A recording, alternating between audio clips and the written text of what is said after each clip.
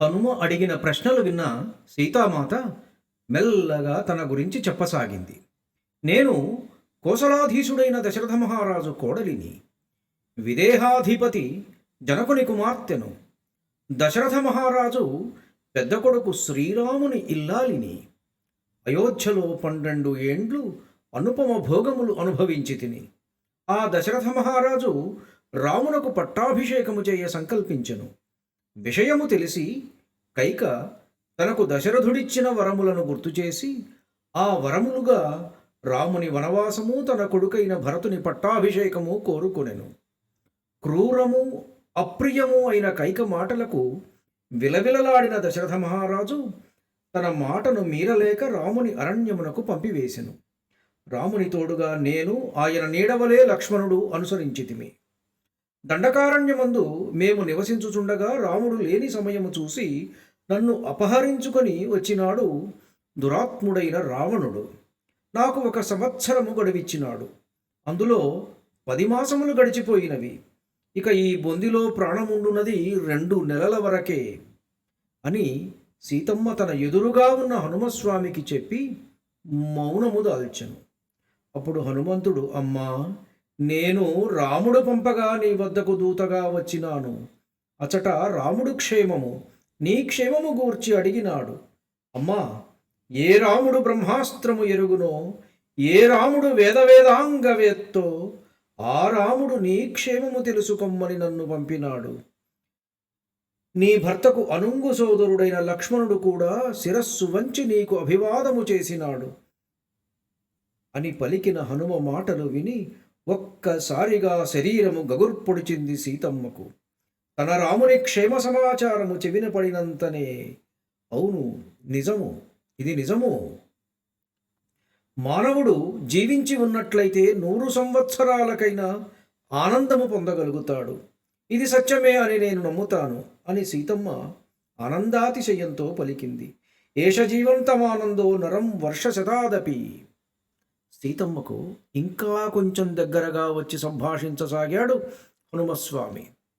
వారిరువురు ఒకరిపై ఒకరు విశ్వాసము చూపుచూ మాటలాడుకొనుచుండిరి. మరల ఇంకొంచెము సమీపించాడు ఆంజనేయుడు.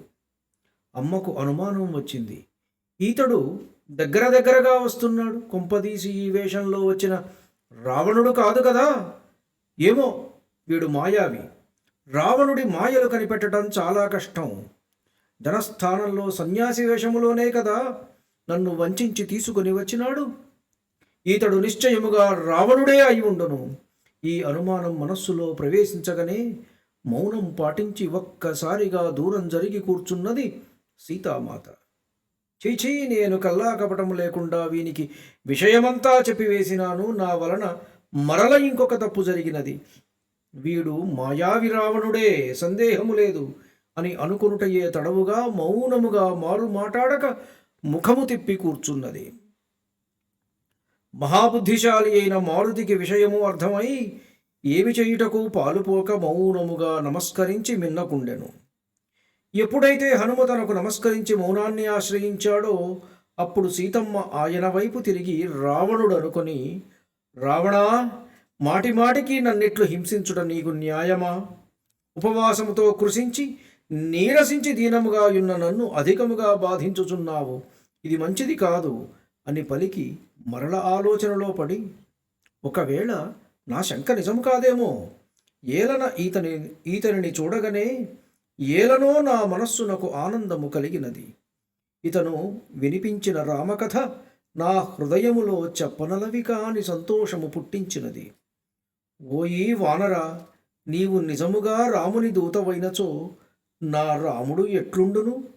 అతని గుణగణములెవ్వి నీవు చెప్పబోయి అని అడిగింది సీతమ్మ.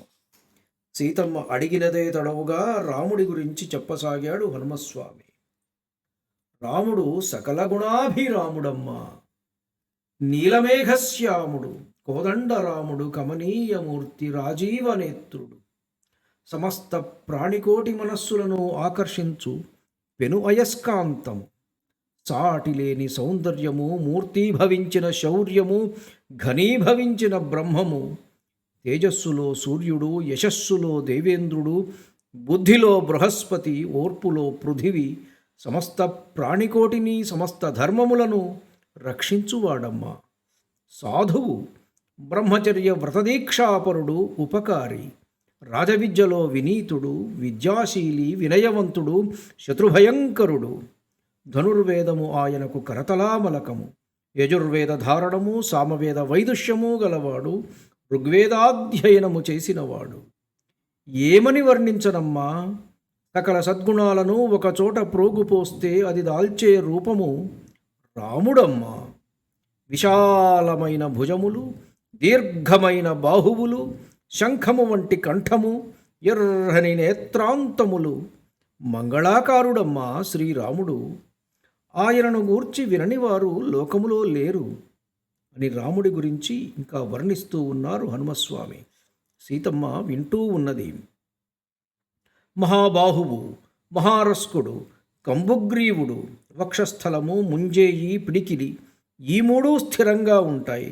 కనుకొనలు, గోళ్ళు, అరచేతులు, అరికాళ్ళు ఎర్రన. 8 అడుగుల ఎత్తు కలవాడు. ఆయన సింగము వలె, పెద్ద పులి వలె, ఏనుగు వలె, వృషభేశ్వరుడి వలె ఠీవిగా నడుచును. ఆయన బాహువు, వ్రేళ్ళు, పిక్కలు తీర్చిదిద్దినట్లుగా యుండును. ఆయన పొట్టపై 3 ముడతలున్నవి, తలపై 3 సుళ్ళున్నవి.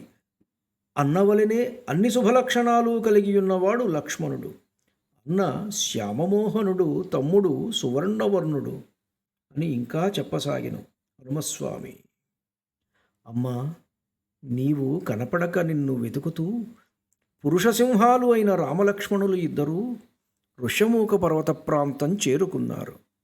అక్కడ వారికి వానరశ్రేష్ఠుడు సుగ్రీవునితో స్నేహము కుదిరింది.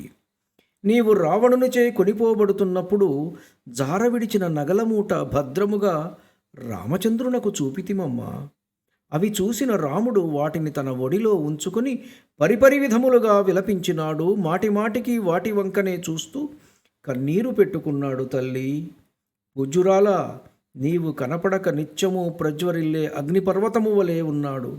అందాలు చిందే వనపర్వత శ్రేణులు, కంటికి విందు చేసే పక్షితతులు, తరులు, విరులు, గిరులు ఏవీ కూడా ఆయనను సంతోషపెట్టలేకపోతున్నాయి. ఆనందము అంటే ఏమిటో రాముడు మరచి చాలా కాలమైనది తల్లి.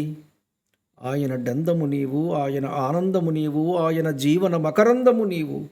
నీవు లేక ఆయనకు సుఖమెక్కడిది తల్లి.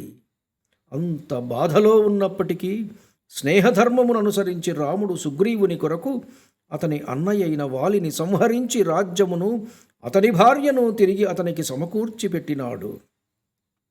సుగ్రీవుడు నిన్ను వెదుకు నిమిత్తమై భూమండలమందు అణువణువు గాలించ సమర్థులైన వానరవీరులను సమస్త దిక్కులకు పంపి 1 నెల గడువు వసంగెను. యువరాజు అంగదుడి నాయకత్వాన మా జట్టు దక్షిణ దిక్కుకు బయలుదేరినది. దక్షిణ దిక్కుకు బయలుదేరిన మా జట్టులో అంగదుడు, జాంబవంతుడు, నలుడు, నీలుడు మొదలుగా గల అపూర్వమైన వానర వీరులున్నారు. మేమందరము పలు విధాలుగా వెతుకుతూ దారి తప్పి వింధ్యపర్వతము వద్దకు చేరగా పలు దినములు గడిచిపోయినవి. కార్యసాధనలో విఫలము అయినామన్న బాధ ఒక పక్క, మరొక పక్క గడువు దాటిన పిమ్మట తిరిగి వెళ్ళినచో సుగ్రీవుడు విధించు కఠిన దండన మరి ఒక పక్క. మా మనస్సును నిలకడగా ఉండనీయక వేధింప ప్రారంభించినవి. వేరే దారి ఏది కనపడక ప్రాణత్యాగమే శరణ్యమని నిశ్చయించుకొని ప్రాయోపవేశమునకు సిద్ధపడుతూ నిన్ను అపహరించిన దాదిగా జరిగిన సంఘటనలను మాలో మేము ఏకరువు పెట్టుకొనుచుంటిమి. ప్రసంగవశమున జటాయువు ప్రస్తావన రాగా అది విని ఒక గొప్ప ముదుసలి గృధ్రరాజు అటకు ఏతించెను. ఆయన ఎవరో కాదు, జటాయువు సోదరుడు సంపాతి. ఆవేశముగా మమ్ములను ప్రశ్నించినాడు సంపాతి. నా తమ్ముడిని ఎవ్వరు ఎక్కడ చంపివేసినారు, ఏ కారణము వలన అట్లు జరిగినది అని మమ్ములను ప్రశ్నించగా మేము ఆయనకు జరిగిన విషయమును ఎరుకపరచితిమి. అంత సంపాతి నీ యొక్క జాడను మాకు తెలియచెప్పెను. నీవు బందీవై రావణుని గృహములో ఉన్నావని చెప్పినాడు. తన దృష్టికి నీవు కనపడినావని కూడా మాకు తెలిపినాడు. నీ జాడ తెలిసిన మాకు పోయిన ప్రాణములు తిరిగి వచ్చినట్లాయను. నీ జాడ కనుగొనుట కొరకు నేను 100 యోజనముల పొడవు గల సముద్రము లంఘించి దుమికి లంకాపురికి చేరినాను. రావణ లంకలో రాత్రిపూట ప్రవేశించి అంతటా వెతుకుతూ ఇచటికి చేరి దుఃఖసాగరములో మునిగియున్న నిన్ను కనుగొన్నాను తల్లి. ఓ పరమపావని, ఓ దోషరహిత, ఓ పుణ్యచరిత సీతామాత, అన్ని విషయములు నీకు ఎరుకపరచితినమ్మా. నేను రావణుడను కాను, రాముని బంటును. హనుమంతుడు నా పేరు. కేసరి, అంజనాదేవి నా తల్లిదండ్రులు. వారికి వాయుదేవుని వరప్రసాదము వలన నేను జన్మించి తిని నా ఇష్టము వచ్చిన రూపములు ధరించగల శక్తి నాకున్నదమ్మా. అమ్మా, నా అదృష్టము బాగున్నది. సముద్ర లంఘనము వ్యర్థము కాలేదు. నిన్ను కనుగొంటి నన్న కీర్తి పొందగలవాడను తల్లి నేను. ఈ విధముగా మాటలాడిన హనుమ పలుకులను విశ్వసించి అతడు శ్రీరామదూతయే అని సీతమ్మ తెలుసుకొన్నదాయను.